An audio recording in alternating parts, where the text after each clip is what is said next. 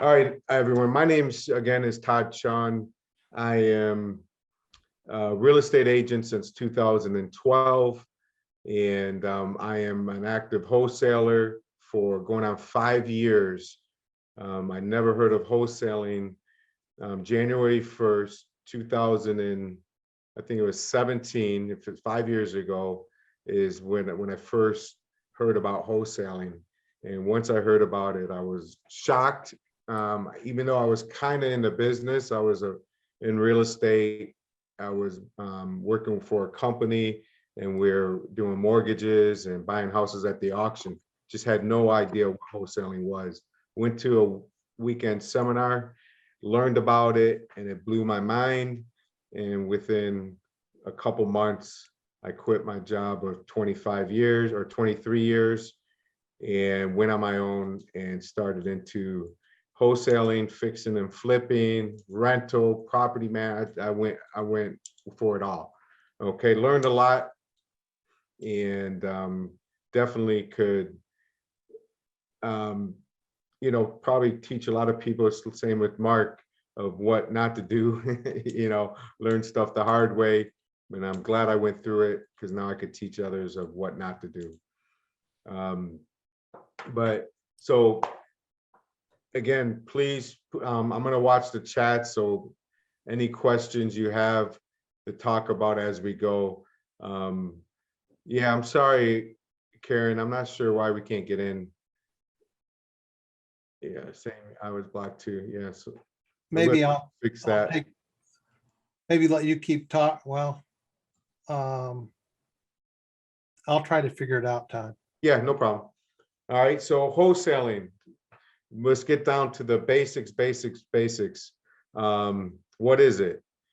Okay, and wholesaling is the way I look at it. It is looking for or being a problem solver, looking for someone. It's really not even the property, looking for someone that has a problem and solving that problem, looking for a deep discounted property and solving someone's problem. Of course, getting it under contract with a purchase agreement, where your purchase agreement says you can assign it, and then finding a buyer, and then assigning that purchase agreement to an end buyer that's gonna close on that deal. Normally, the end buyer is going to be a cash buyer. Sometimes they have private lending or hard money lending that they close on.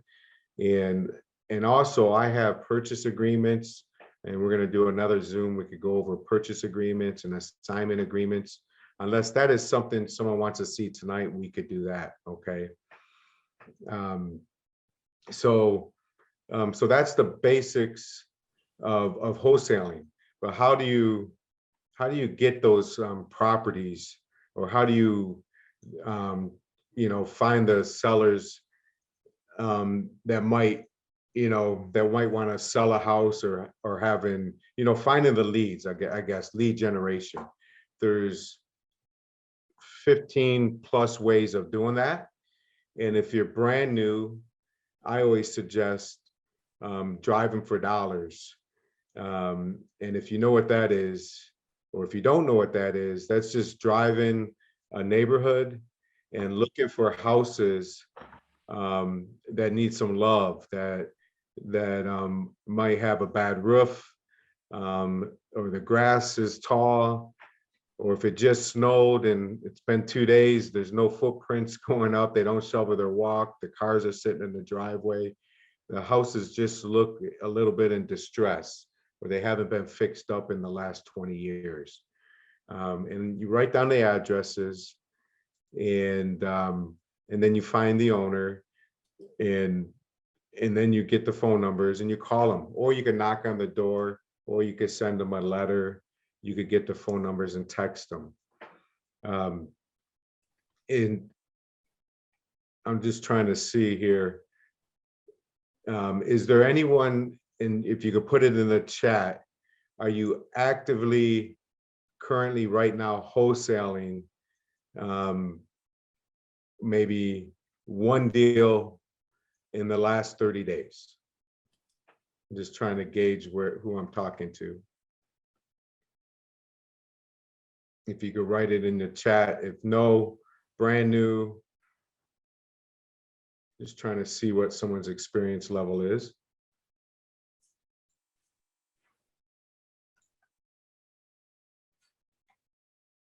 Okay, thank you. All right. So, gotcha. And so a couple of things that you might want to look on Facebook is for, terrific, it's for Facebook groups, people that have monthly meetups, okay? And I'm sure they're in your area. In my area, there's got to be 6 or 7 groups per month that meet every month. I was just at one on Tuesday. There was one yesterday. You know, I used to run one myself. So definitely that is a great place to network.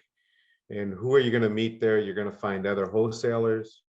You're going to talk to real estate agents, contractors, um, people that are buyers and lenders, fix and flippers. So you're going to meet a lot of different people. And really what you're looking for is maybe squatting up or meeting with people that are other wholesalers and also that are buyers. Okay. You could find buyers on Facebook also. That's a great place. Someone might post a deal in your area and 10 people might respond, and those are 10, you know, I'm interested, send me the deal, I sent you a DM, I did this, I did that. You should scrape the Facebook pages, meaning you should get their information. Maybe you could shoot them a private message and say, look, I'm getting into wholesaling and just trying to find out what you're looking for. And you just have a conversation with them. It says, okay, if you call me, can I call you? And you just call them and ask them what they're, you know, what type of deals are they looking for? Meaning, are they looking for rental properties? Are they looking to fix and flip houses? What price range are they at? Are they currently looking now? How many deals are you doing a year? You know, if you got someone that might just want 1 or 2 deals a year, and there's other people that want 3, 4, 5 a month, you know, and those are your better buyers, obviously, you know. So that's a great place to find buyers. There's is on Facebook, and um, there's other ways of finding buyers. So you could talk to other wholesalers. You could talk to real estate agents. I searched the MLS for the agents because I'm a licensed agent, and I always search the MLS in the area that I got a house under contract, and I look for houses that have sold recently for cash that are all fixed. So those are buyers. And then I find flip houses that are all fixed up, beautiful. You could tell an investor fixed it, and now he's just selling it or sold it. And then I try to reach out to them or the real estate agent and see if they're looking for another project to work on. So really the buyers is probably the easiest part of wholesaling, because if you get a deep discounted property under contract, you'll find a buyer if it's a good deal. Okay. And let's see, been marketing for several months, no deals yet. Okay. Well, Amy, what are you, when you say marketing, are you sending letters? Are you making phone calls? What type of marketing strategy are you doing? The first probably 4 or 5 months, I was doing postcards and bandit signs. And then I got a part-time virtual assistant that's cold calling now. So I switched to that. Okay. Now I'm looking to maybe add text messaging. I'm trying to do like 2 forms of marketing consistently for a while and see how it goes. Sure. Okay. And then, so you got a virtual assistant. Did they have experience already? Yes, she's worked for other real estate investors before. She's from the Philippines, but she speaks English really well. Gotcha. Yep, I've done that many a times. Yeah, I would say I was gonna say postcards, and that's not bad, but I would, yeah, that could get costly. I would say doing you're doing texting is great. What I do is texting and cold calling myself, and and driving for dollars is great also, where you drive a neighborhood and you get the information, and you can send it to your VA to make the phone calls. Yeah, Okay. I've done some of that too. Okay, great. And yeah, bandit signs, I've done those in the past. That sometimes just depends on where it's at. It's kind of where I'm from, there's a lot of bandit signs everywhere. If in the Detroit area, they're all over the place. So yeah, but definitely I think so. How long have you been, when did you start wholesaling? Um, probably I think it was in June or July. Okay. And do you listen to any particular podcasts? I've listened to some. I did I did a mentorship for about 20 weeks about a year ago. So I have a lot of training in Okay. I'm still going through. I'm working a full-time job, so it's I'm Yeah. trying to manage my time. Yeah, yeah. It could definitely, for sure. Absolutely. Yeah, well, it sounds like you got the mentors. Yeah, because I learn a lot. You can learn a lot on YouTube. You can learn a lot on with the podcast and different books and things like that. But it could get, there's millions of them out there, and you could just drive yourself crazy searching for that. But it sounds like you have a place or a mentorship that you could go to when, yeah. So you just gotta get the list, try to get the best possible list, maybe the pre-foreclosure list. Um, Landlords, out of state or absentee landlords, and really hit those lists. Is that what forms of marketing do you recommend? What have you been the most successful? My problem, the problem that I'm having with the virtual assistant is, so she was using a kind of like she had two business lines, so she was only making probably 150 calls a day. I got a triple dialer, so now she can make 3 times as many calls. But what I've noticed is it's still the same results, where 99% of the calls she's making go to voicemail or no answer. Mm-hmm. Is Okay. that a typical? Um, yeah, I mean, not 99, no. Are you listening to any of her conversations? Are you able to do that? No, I mean, we've done kind of some run throughs like on Zoom, and we've listened to her, but no, I don't have a way to actually listen to Okay. actual calls yet. Yeah, maybe your dialer has something that could do that. And just for her or him or her knowing that you're listening changes things. And then also, what I've learned is all I want my VA to do is to get someone that might be interested in selling, right?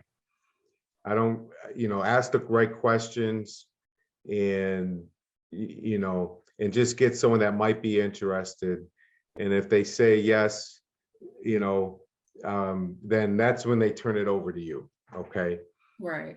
Instead of, some people want them to make the lead, want them to make the appointment and things like that. And then I think they lose, or they might think something's not a good lead, and they just don't make it, you know? Any leads we follow up on Yes, personally, so. okay. And with my script, you know, like if I'm making a phone call, let's say I was a VA, or if I was making a phone call, I don't want them to, you know, what I do is the dialer. Oh, I got another question first, Amy. Do they leave a voice message do you have a voice message that they drop when they do the dialer? Yes, she is leaving a message. Okay. What dialer system are you using? Mojo, batch Yeah, dialer? Mojo. Okay. Well, Mojo has it where you can leave the message. All she does is press a button and that pre-recorded message will be dropped. Yeah, that's a good point. I wanted to do that. I wanted the message to be Your voice. my partner's instead of hers. I Yeah. need to do that. Yeah. And what I usually do when I leave, like on my voice message on Mojo, it says, I got a few of them. So I go, hi, how you doing? My name's Todd. I was calling regarding your property and give me a call. I have some great news for you. All right, here's what I say. I got it written down and it sounds really good. I heard this on something that worked out really good. I go, how you doing? My name's Todd. I was calling regarding your property. I have a property right on the next block and I got some great news for you. Give me a call. My number is 248-497-9915. I want to talk to you about, and then I hang up. So I just stop it right there because and a lot of times they call me back and because they're I left it wide open. They're like, why did this guy call me? I tell them I got great news for you. I want to talk to you about, and I just hang up So you're not even being straightforward with the fact that you're looking to buy some homes in the area or anything. that one of my messages like that, but another one is I got some great news for you. The reason I'm calling you about, and then I just hang up and then they call me back. And then when they call me back, I say, yeah, oh, I appreciate it. What was your address? And they get their address. I said, terrific. And then I tell them who I am and what I'm doing and things like that, and go from there. But another message, just like you said, just a normal standard message. I'd leave. I say, hi, my name's Todd. I was calling regarding your property. I'm an investor. I'm looking to buy another property in the next, 2 to 3 weeks. And I was just reaching out. Give me a call. My number is 248-497-9195. Just checking to see if if you're interested in a cash offer, a fast cash offer. That's it. Just basic, nothing special. You remember, if someone's not interested or doesn't have a problem, they're not going to sell the house to us. We can't force someone to sell a house to us. So there's no reason to stress over. I stutter a lot when I'm on the phone. It's natural. I do it on purpose. I'm just normal, trying to, you don't have to be, so polished where if you're too polished, that might scare people off also, So yeah, but I think if you do the message yourself, it would definitely probably do some, and then if you could do the recording where you could listen to her and maybe train them. That's the one thing with VAs in the Philippines, especially, is you got to stay on top of them and listen to them and try to help them out and show that if you just let them go and you don't do that, they're gonna fade away. I don't think that's an automatic service. That's like an additional service to be able to listen to the calls, right? I'm not 100% sure. I know I have it, but my dollars through my, someone else got it, set it up for me and everything else. But Yeah, that's yeah, it might definitely a not good be. idea though. Yeah, yeah. But yeah, that's how, like, if I was making, like, when I make my cold calls, let's say I'm calling pre-foreclosures, I dial the number. I never say the full address because I don't know who I'm talking about. I usually don't ask for the person. Every call is a little bit different, but if I'm calling, if it's a guy that answers, I said, "Hey, sir, how you doing?" And I really don't wait for him at the answer. I said, "Hey, sir, how you doing? My name's Todd. I'm calling regarding your property there on Burt Road Street. And the reason for my call is I'm I'm looking to buy another property here in the next, 2 weeks, 30 days, something like that. And that's why I was just reaching out to see if you're looking to sell." That is probably it. And they're gonna ask you, "How did you get my number?" I said, great question. I was driving in the area and I see a lot of houses I like, and I send it over to a service and I try to get, and sometimes I get lucky and I get the phone number and I guess I got your phone number. And then I don't even stop. I just keep saying, "So um, is this something that if would you like an offer on the house? Is it something that you're looking to sell?" I just try to go into it. If they say maybe, or "What's your offer?" I said, "Well, if I may, let me ask you a few questions about the house and I'll see if I can make you happy." And then I just try to get right into the house. And what I ask when you, the first question I ask when I get into the house is this a property you're living in? Is it a rental property or is it vacant? So I use those three things and they tell me one or the other. If they say it's a rental property, I said, "All right, how's the tenant? Is it a good tenant? Are they making their payments?" And they usually say yes or no, or not really. I said, "Yeah, I'm having that problem also, especially with COVID and everything else. Trust me, I feel your pain. And well, when they're supposed to pay, how much how much are they supposed to pay each month?" And I try to get that figure out of them. And then I ask them, "When's the last time you've been in the house? What's the condition?" And usually on Zillow, you can find out, and being a real estate agent, you can find out everything you need to know about the house. And and so I get as much information like that as I can. And then I might ask them one question, like they say, "Well, let me ask you this. The next major repair that needs to be done, not saying you're going to do it right now, but what do you think that would be?" Just try to get an idea. "Well, the roof started leaking, a couple months ago and I patched it, so I probably need a new roof. So I get into all that, and I always ask them why they want to sell it. I said, "Why are you looking to sell?" Even if I know that answer is because of the tenant or something, I'm just trying to dig it a little bit deeper, find out why. And well, if I was able to make an offer that worked out well for you and me, um, if I was able to close it, are you looking to sell in the next couple of weeks, 3 weeks, 30 days, and just try to get a timeline out of them.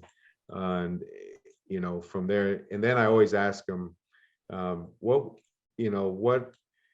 I always ask them how much, what are you looking to get for the property, and try to get a number from them. I want to, and then if they say, "Well, you tell me this, you tell me that," I say, "Well, if you want me to," and then I talk to them some more and I ask them a different way. And then if I have to say that number first, I'm going to give them a real low number in a joking manner. I said, "Well, sir, look, what do I'm not sure, for me to buy this house, I need to get an idea where you're at. And then I'll see if I could come up to your number and make it happen. And if I can't, I'll be the first one to tell you I can't. How are you giving them a number though, when you haven't seen the property? Yeah, that's a great question. Well, a lot of times, so on my very first call, I'm not gonna give them the number. That's gonna be my second call. Because Oh, what I'm gonna do is go on Zillow. I personally work an area where me or someone on my team goes out to the house. But there's many a times where we've done it virtual, where where we look on Zillow, we look on the comps, we get as much information as we can from the seller, and then we make a decision from there. We try to figure out what the after repair value is. you know, all fixed up, beautiful. What would this house sell for? And then we figure out the type of rehab it's gonna need to make it to that. And usually I have like 3 numbers, like a light rehab, um, a medium rehab, and then a heavy, like a full rehab. And what I usually figure for a light rehab is right around $20 a square foot is what I figure. So a light rehab, I might even go $15 a square foot, between 15 and 20. Okay. And then for a medium rehab, where it's just not painting, it's just not floors, you might have to, you know, um, put a kitchen in it, but not a bathroom, or put a bathroom in it and not a kitchen, things like that. And then I'm going to be closer to 30 to 35 bucks a square foot. And then on a heavy rehab, I'm going to be around 45, 50 bucks a square foot, you know. And then I actually ask the sellers these questions, you know, to make your house, you know, beautiful, like HGTV, sell for the top dollar. What does it need? You know, what type of repairs? And if they don't know or whatever, I go, well, how's the roof? How old is the roof? We'll go over that. If they say it's about 20 years old, I said, okay, we're gonna need a new roof, I'm sure. And any idea what a roof costs, where you're at? I try to get a number from them. They might say 10, they might say $15,000, something like that. I know I could get it done for $6,000 or $7,000 if I know the area. So I'm gonna go off of their number when it's higher. So I write it down because I'm gonna go over this with them later. All right, and the kitchen, when's the last time the kitchen's been updated? It's been 20 years. I said, okay, we're gonna need a new kitchen. What do you think that's gonna cost? And I don't know. I said, well, if we're gonna do new cabinets, new floor, new, would you say probably around 10, 11,000, something like that? Oh no, and they might agree. So I'm gonna write that down, okay? And then I said, well, I'm sure we're gonna have to paint the inside. How are the windows? Are the windows wood? Are they original? Are they vinyl? They're vinyl. Terrific. We're gonna be fine there. What about the furnace? Oh, I did that. I did that. And then I try to get an idea, and then I work my numbers backwards. I ask them too, if this house is all fixed up, what do you think this house would sell for? Because I might think it's 200 and they might say 150, right? I'm going to go off of their low number, the 150. Now, if I think it's 150 and they say 200, then I'm going to have to show them why it's not the 200. Okay. And does it make sense why I would go off of their low number and not my high number? Yes. What's that? It Yes. makes sense. Okay. Yes. Yep. Yeah, because that way it's just giving you more room into this deal. So if we figure it's 40,000 in repairs and it's really worth 200, and they know it's 40,000 repairs and they think it's worth 150. So now we're at 110. So I said, okay, so after the $40,000, now we're at 110.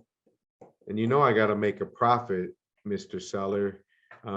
So what would you take for this property? I try to get that number out of it. And they said, well, I want, 110. I said, nah, well, I'm not going to make any money at 110.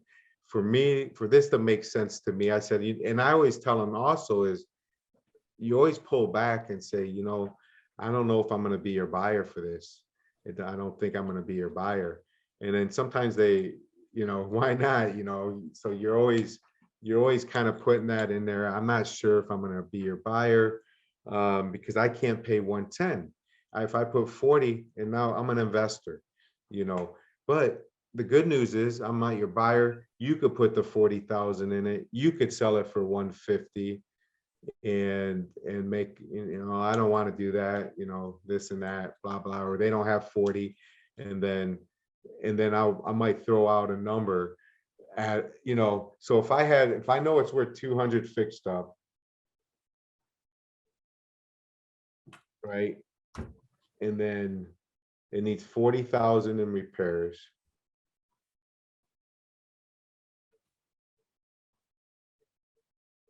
I would probably, if we're at 110, you know, I could buy that property all day long, you know, for around $80,000.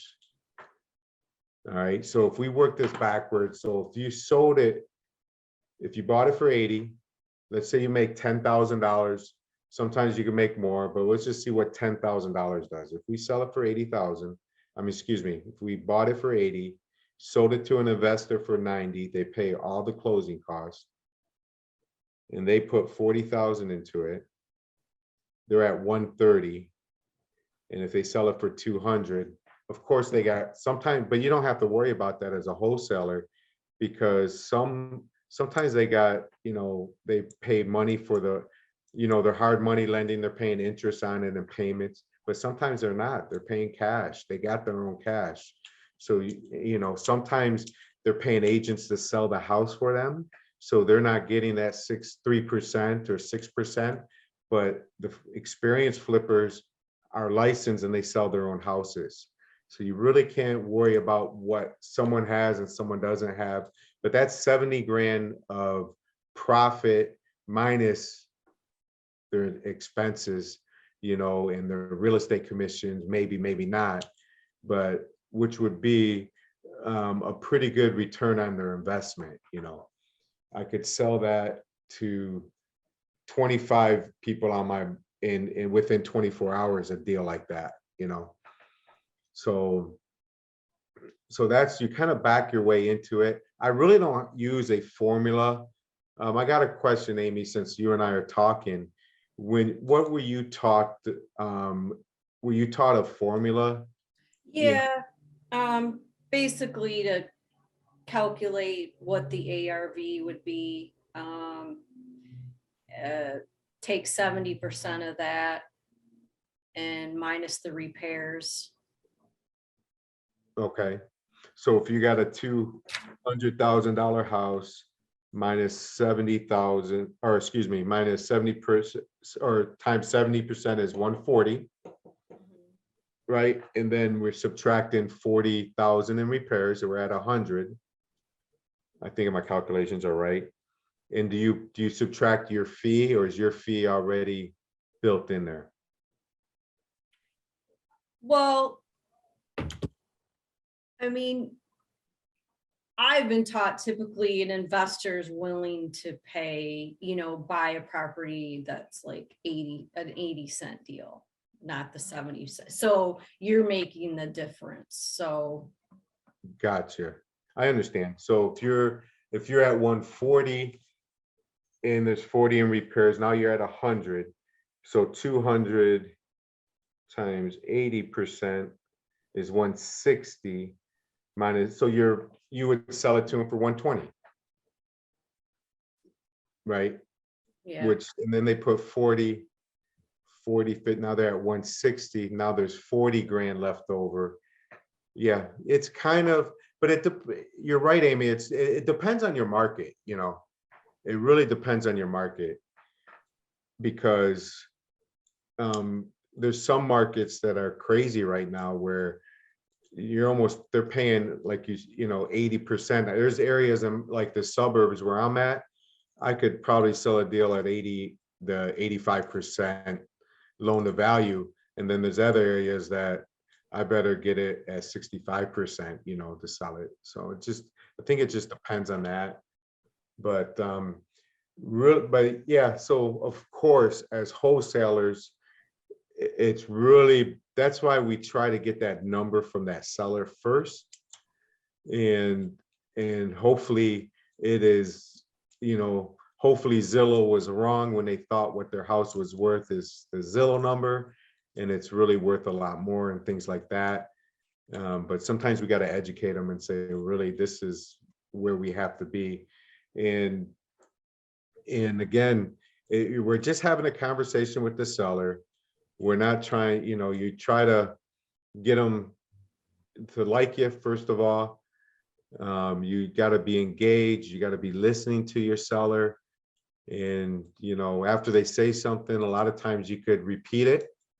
And you can say, okay, I'm gonna write down everything because I want to make sure I get all the information correct, and so I could really try to, make this where, get this off your hands, and so you could go on to your next phase, and da da da da, and then you listen, okay, all right, 3 bedrooms, perfect. And the square footage I saw, it was around 1,200 square feet. Is that about right? Yeah, okay, terrific. And I have a lead sheet in my other, I'll show you guys the lead sheet that it's really simple, has all the questions on it. You circle the bedrooms, you circle if it's brick, if it's frame, bathrooms, furnace, all that good stuff. So while you're doing it and talking, you can put all the information on there. But so that's, but the money is in following up, you know, a lot of times you're not going to catch someone or get someone you just started talking to on the phone, your VA talked to them, then you talk to them.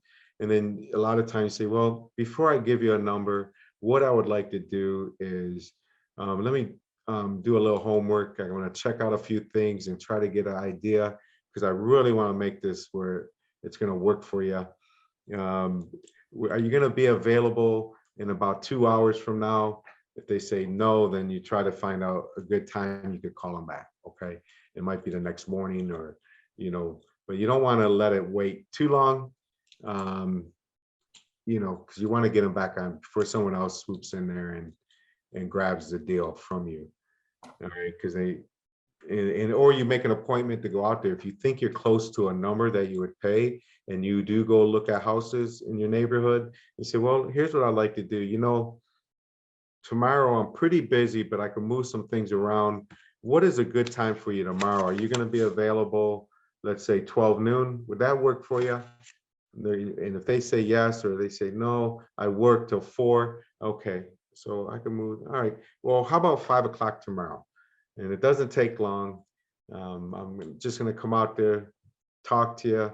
I'll show you all my credentials. I'll bring, and it'll take me, I tell you, it's going to take me about 10-15 minutes, something like that, just to do a quick walkthrough. And then I can figure everything out for you. And try to set that appointment. The sooner you get out there, the better.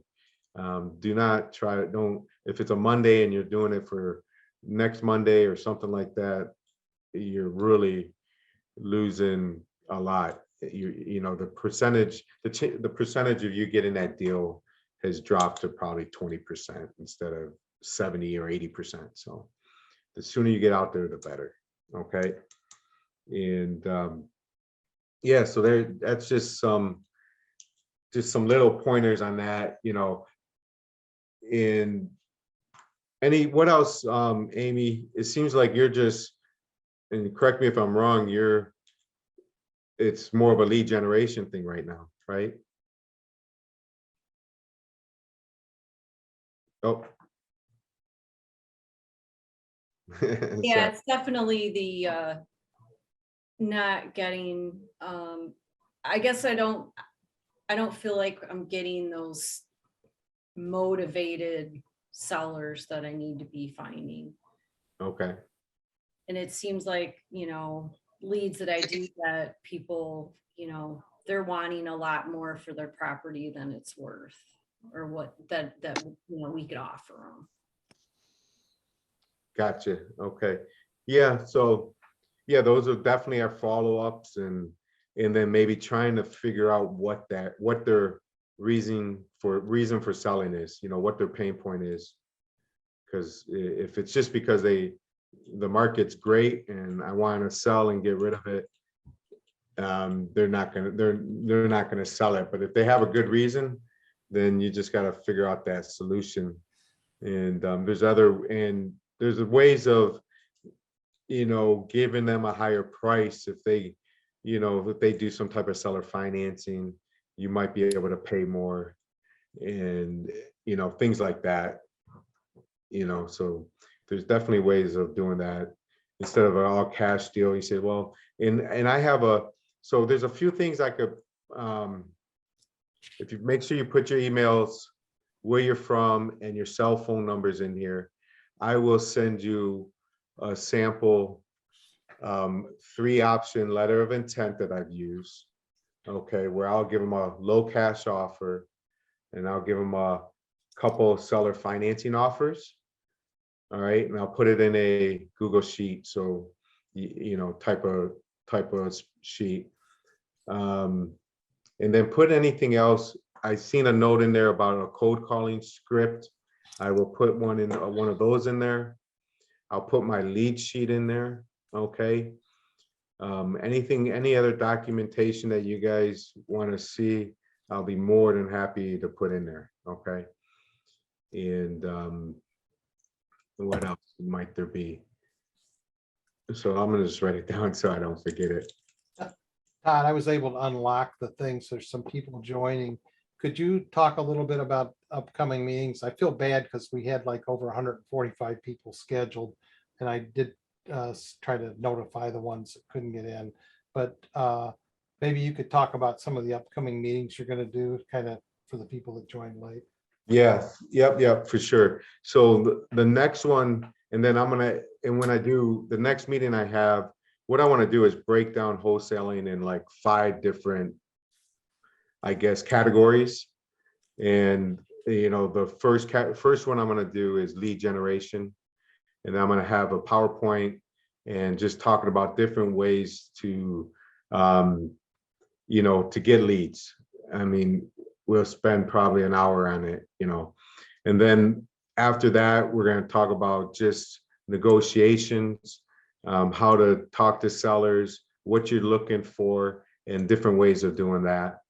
And then another time we're going to do is just about presenting offers with the 3-option letter of intent. That's one way. Or presenting, you know, face to face when you're there and you just present an offer. That's the way I usually do it. But a lot of times on the phone, if I'm doing virtual, I'm going to do a 3-option letter of intent. And I'll show you I'll show you why and how I go about that. And then I'm going to do one on how to find buyers, and many ways of doing that, how to build your buyers list. Another one's going to be about dispositions. What do you do to dispo your properties? And then last is transaction coordinating and closing, how to do that. So I'm going to have a bunch of different categories like that. I'm going to put a lead sheet in there, a script for cold calling. What else was, anything else anybody wants to see? I think there was one more thing that I said. See, that's why I got to write it down. A pre-foreclosure list. It depends on where you're at. So, you know, PropStream might have a way of doing it.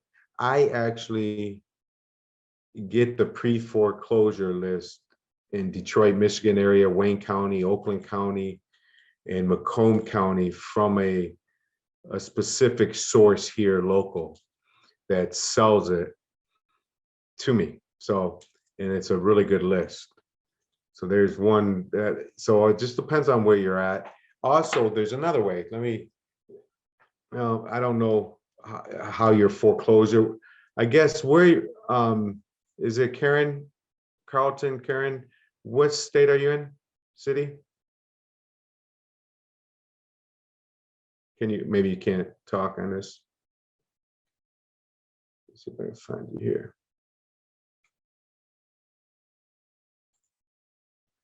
Yeah, maybe.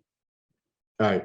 Well, anyways, find out a lot of the foreclosures. You might be able to go to the legal news where they post the foreclosures. They usually post them 4 weeks prior in Michigan. I don't know about your state. That's one way to see where they post them, so you could get the information of what is expected to go to foreclosure. And another way is maybe talking to title companies, investor-friendly title companies, and see how they could maybe get the list for you. And I think PropStream. So just gotta do a little digging of how to get that pre-foreclosure list. There's companies called ListSource that's out there. They might be able to get it for you. I just know how to get it here in Michigan. There's a few different ways of doing it that way. I see there's a couple of messages here. Yeah. Okay. Yeah. Wholesaling in Illinois. Yeah. You got to definitely be an agent, and you might have to actually buy the house and then sell it, Yeah. Buy it and then sell it. Yeah. The pre-foreclosures, Amy, is everyone put your information in there, and you can send me a text, and I could set you up with the guy that could sell you the list. All right, depending on the county you want, so if you want 1 county, 2 county, 3 counties, they'll sell you. What they do is I don't think they sell you the phone numbers, but they sell you the addresses and the names, and you got to skip trace them from there. And you can mail them, you could do all kinds of different things, call them, text them, All right, so perfect. And then, yeah, so that's what I'm looking to do. Any other, let's see if anyone else has any other specific questions. Any specific questions or documents you would like to see? Hey, Todd. Yep. Eddie Williams here. How you doing? Good, Eddie. Hey, quick question for you. Yep. About, I guess maybe about 4 years ago, you told me that for an average house in Detroit, if it didn't need a roof and if it didn't need a furnace, that you knew that you could do a total renovation for about $20,000. But, since then, since the pandemic, obviously things have gone up a lot since then. So what do you think that number would be now? What, like just a typical brick bungalow house, maybe? Yep. Yeah, I wish it was 20. Man, did I say that 4 years ago? Oof. The contractors are way higher nowadays. I'll tell you that. Typical, if we got all right, so no roof and no what? No roof, no furnace. Okay. All right. So just in Detroit, that I know of, if I did have to put a roof on the house, I would budget $8,000, and it's probably less, because the reason I say $8,000, because we might be doing the garage and it might be a 2-layer tear off and it might not be. So I always figure higher in the beginning. If I was doing a furnace, I get furnaces for $1,000 to $1,200 installed for my furnace guy. Hot water tanks, $600. Okay. If the electrical is decent already with the circuit breaker, I always figure $500 just for miscellaneous, like electrical tune-up throughout the house. Okay. Painting the house, I figure $3,000 inside. That's fixing anything bad. I mean, unless it's horrible. If it's horrible, then you got to account for, more drywall repair and stuff like that. To do the wood floors or carpet throughout, I'm going to be around another $3,000. If I'm in a kitchen, I'm probably around, I always say kitchens and in a bathroom, might as well just put $10,000 total for both. Okay. Because most of the time in the bathroom, you're not replacing the tub. You're just doing like a toilet vanity, painting, fixtures, and maybe the floor. Okay. And what else? Windows. If I do have windows, I usually, I used to figure $300 a window, but now I'm figuring $400 a windows, because the contractors are about $200 to install a window now, unfortunately, when I used to get it for $75. Garage doors, you could figure $1,000. And then scraping and painting the garage, you could figure, if it has a lot of bad wood, it could be anywhere from $1,200 to $2,000, something like that. Air conditioning unit is more expensive than a furnace, so you're around $2,200 for central air if needed. I'm just trying to see if and then I always take whatever that number is, and I probably add about 10%, for all the mess ups, or anything that you forgot along the way or something that pops up. Okay. That's usually That's usually how I figure it. I bet you, Eddie, if I had to just tell you a number without a roof, without a furnace, and it used to be 20, it's probably closer a total rehab bungalow. So it must be a piece of crap, probably around 45 grand. Wow, okay. So let's just say 45,000, a 1,200 foot bungalow times 45 bucks a square foot, it's 54,000. So I'm probably 1,200 times 40 bucks a square foot. And then a lot of times to make it easier is you try to get if you try to create that relationship with the seller, and hopefully they like talking on the phone, because you might spend an hour, really not hour, 30 to 40 minutes on the phone, but you're having a good conversation about the house, and you say, well, if you could please just tell me a little bit about the house. And you ask them the questions, and then you, or if you're face to face, you ask them how much you think it would be to put this kitchen, like if we're gonna do granite, how would you design this kitchen? Ask them those questions and try to get a price out of them, because again, the higher that repair estimate by that homeowner is, the better it is for you when you go to figure out what kind of offer. If they think it's 60 grand in repairs and they think it's worth 60,000, they're gonna give you the house for free. No, I'm kidding. So Do you have a preferred skip trace service? I use batch skip trace.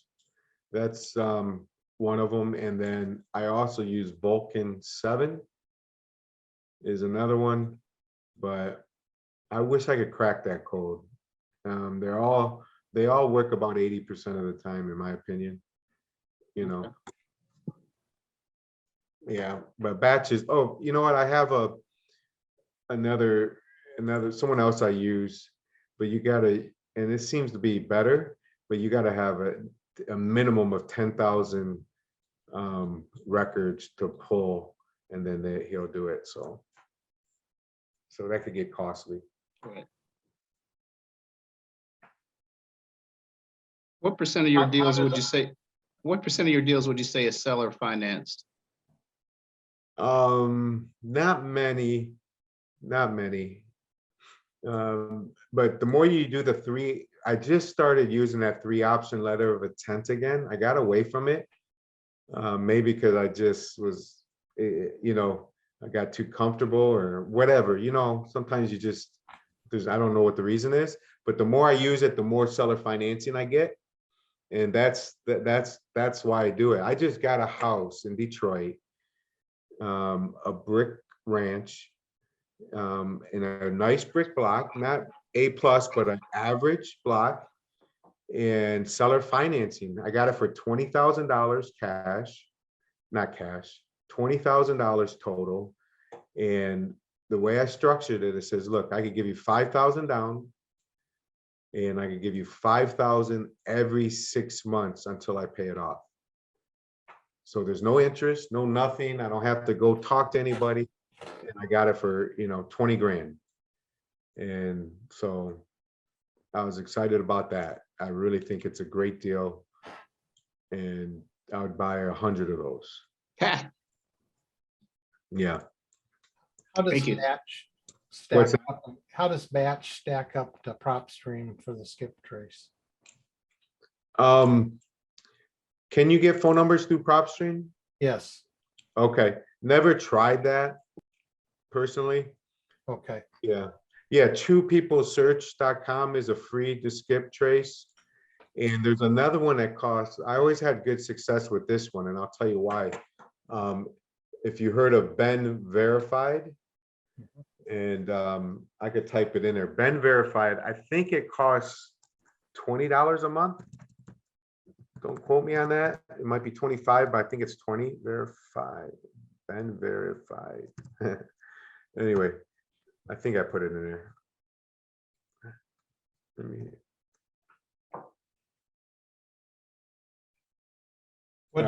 What does batch cost per lead? Mark, I got someone that pulls them for me. Okay, So I don't know. I pay it though. I don't remember. That's funny. That's good. Send You've the got a list. really good source there. Yeah. I don't recall, but Ben Verify, the reason why that's good is you put in the address and it'll tell you the potential homeowners. It's really best to put the name in there, in the city, the state, and it pops them up and it'll show the address, their email address, and if sometimes they're deceased, it'll show that, but also it'll have their relatives' names, and then you could click on the relatives' names. Okay, so if I'm calling Mr. Johnson, Benny Johnson, and I'm not getting any good numbers, then I'm gonna go to the next person in line. And then when, let's say I'm calling Sandra, and Sandra answers the phone, I go, "Hi, how you doing? I was calling for Benny Johnson." Even if I know he passed away, I would say that, I was calling for Benny Johnson, and then she'll say, "How'd you get this number?" or whatever she says. Um, and then I just start talking to her. I said, "Oh, you know what? I'm sorry. For whatever reason, this is the number that popped up.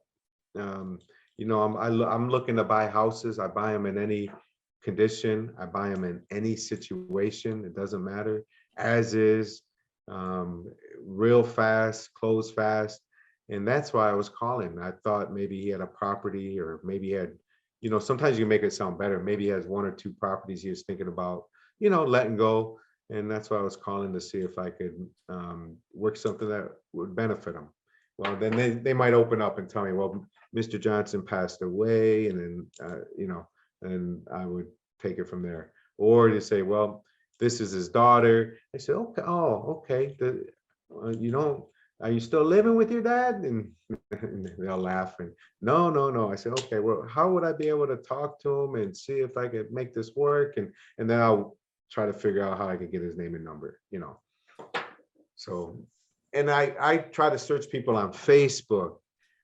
Search people on, not just Facebook, but on Messenger. And I tried all different ways. And sometimes it works, sometimes it doesn't. And I text them, I send them emails and things like that. So, all right. That's help. Thanks. Yeah. So Mark, you and I, we'll pick a day and start pitching it out like, a few weeks prior to, and what the subject would be on our next one. All right. And I'll do a good job of not locking people out. Yeah. Sorry about that. But Yeah, we'll no send a recording out on this to anybody that signed up. Yep. All right. So please, before we, let's see, something, you get pre-foreclosures listed in Michigan. Okay, perfect. Let's see.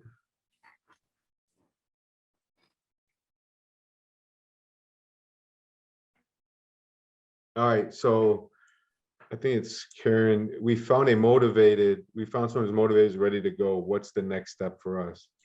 Well, you could you got my phone number, and we could talk. Unless you're able to talk now, you might, because of the recording. I don't know if you can or can't. If you want to, we could talk the scenario out, because it all depends on the scenario. If I found someone that was motivated, and I don't know the scenario, so what I would tell you, if you're talking to them on the phone, it all depends on the deal. Sometimes you just know it's such a good deal, you lock it up right away. Okay. And if you lock something up virtually, you have the, you are able to, well, you could do this anytime, but you could go back and renegotiate if you find something out eventually that's not correct. If they tell you that, "Oh, my house doesn't need anything, it's great," and this and that, and you go there and you got cracked basement walls and just a bunch of, it's messy, you could lower it. Okay. So, but anyways, you got someone that's motivated. You got a couple of options. Number one is make an appointment and go out and look at the property. Okay. If you're brand new, you might squat up with another wholesaler that's not brand new. Or a lot of times, it's another trick of the trade, I guess you would say, is you find buyers that like this area and they go with you but it's gotta be someone you trust. So if you don't know them, then don't do this, because you don't have it locked up yet. I do this all the time, is I have my good buyers that are dying for deals, and I give them, sometimes they come out to the appointment with me, and we'll walk through the house. I tell them, this is my project manager. He's gonna do a quick walkthrough with me. We're gonna look at, I always tell them we're gonna look at the basement walls, we're gonna look at the windows and electrical work, things like that. That's the whole house. The windows are all throughout the house. So we get to walk around the whole house. And so we walk around the house, and then he'll leave and he'll text me his number of what he would buy this house for. All right. And then now I know what number I gotta be, I gotta get under so I can make some money.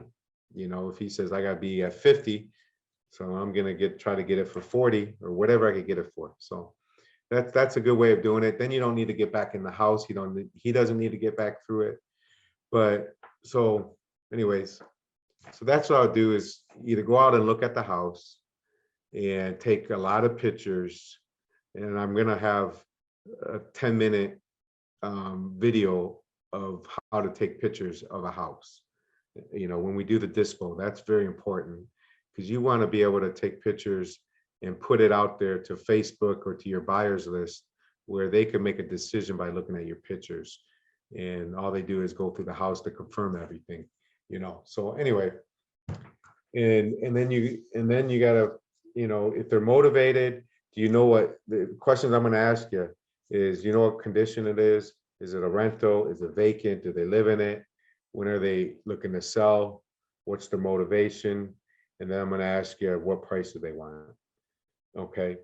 And once I know all that, then we would go from there and get the ARV. What is this house worth fixed up? Perfect, beautiful. What would a flipper flip it for?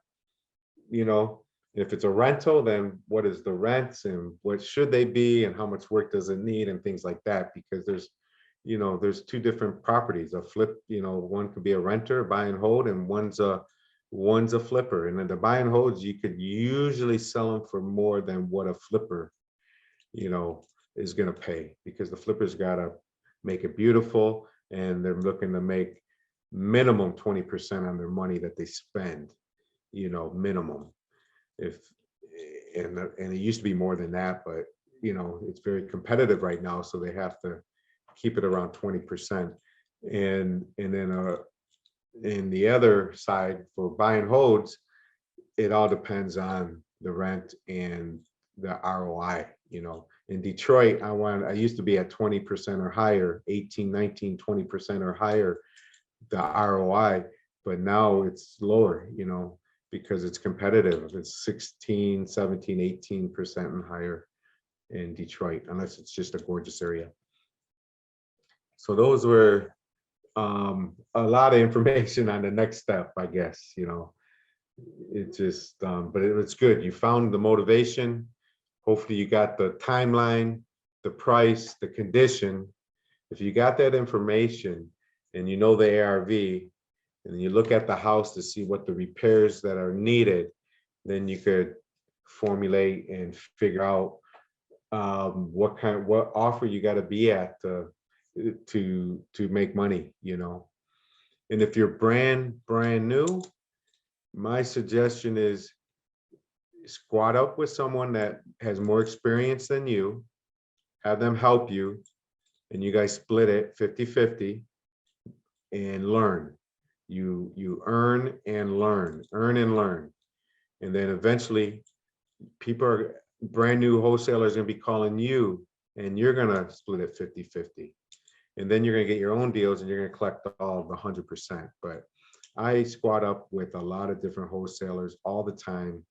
To me, it's free advertising.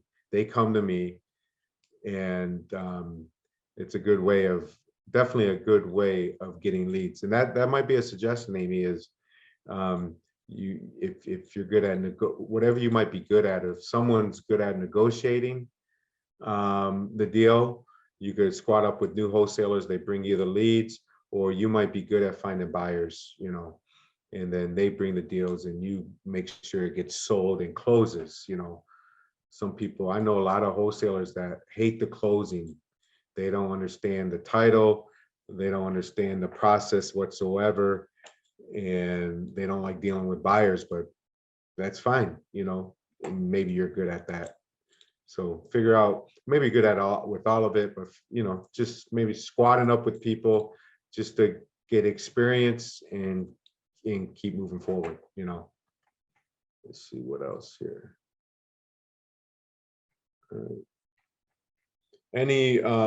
All right, so it's 8:13. Let's, I guess, wrap it up for now, but any other questions that anyone has, and before we wrap it up? I promise next time on our next one, Mark and I are going to sit down, and I got a lot of different literature, I guess, that I could show you instead of you just look at my bald head the whole time. So, all right. All right, Mark. Okay, we'll end the meeting. Anybody questions, anybody? Did Thank you you, say Todd. to contact you for the information, like the scripts, an example script you use, and Yeah, you know what? I got the email address. Actually, that's what I was doing right now. I just saved the chat just now. Unless anyone, hopefully everyone has their stuff in there. And I will send it out to you. Okay? Oh, yeah. So let's give everyone one more minute to put their stuff in there, and I'll save it again so I don't forget. But yeah, I'm gonna send you a lead sheet, the script for cold calling. I could send, I could put in a couple other good things that I know, like a purchase agreement, an assignment agreement, and just, before, yeah, while everyone puts their in there. So assignment agreements, there's a lot of different ways you could do it. So what I do, and I found this to be the best for me anyway, is I used to put, let's say let's say I got a deal under contract for 50,000 and I'm making 10. So I used to have in my assignment agreement that I'm making, I used to spell it out that the purchase agreement's 50, my assignment agreement's 10, or I'll just put out that I'm getting $10,000 and you're taking over the purchase agreement. Okay, so now from the beginning of the deal, my buyer knows how much money I'm making, which shouldn't matter. My buyers really don't care, but sometimes they do. And it shouldn't matter. It doesn't matter if we get a house for $1 and we sell it for 100, or if we get it for 90 and sold it for 100, it shouldn't matter. Anyway, that's a different topic. So what I do now is and I'll send you my assignment. My assignment will say $50,000. This includes the purchase price and my fee. Okay, so they don't know what it is. And then I send them a copy of the assignment to sign and a copy of the purchase agreement. But in the purchase agreement, I cross off my purchase price. I leave everything the same except for the purchase price, because it's none of their business of what I got it for. They'll know at closing. The buyer will. And by then, they're already ready to go in their closing, never have a problem. And if they ask me, I say, and if they want to call the title company, mostly the title company won't say anything. Sometimes they, unless they have a relationship with them. But anyway, yeah, so I just keep it to myself because of it shouldn't matter. And sometimes it does with some buyers, but I'll send that. Just hopefully you guys do it the same way, the assignment agreement like that. And then I'm going to go over the purchase agreement, exactly what it says on one of the meetings, and the assignment agreement together, exactly why and what it says. Okay, because it's important why we are doing this. All right, so I think that's it, Mark. Okay, thank you. Thank you, everyone. I'm gonna end the Thanks a meeting. lot. You're welcome. Feel free to reach out. My cell phone number's in there. If you have any questions or if you need any help, even if you're out of state. I know a ton of people. I'm in a mastermind group. We're actually meeting in Arizona next week, Scottsdale in Arizona, for a mastermind for 3 days. And but I know a lot of people all over the place, so I love the help. All right, thanks again.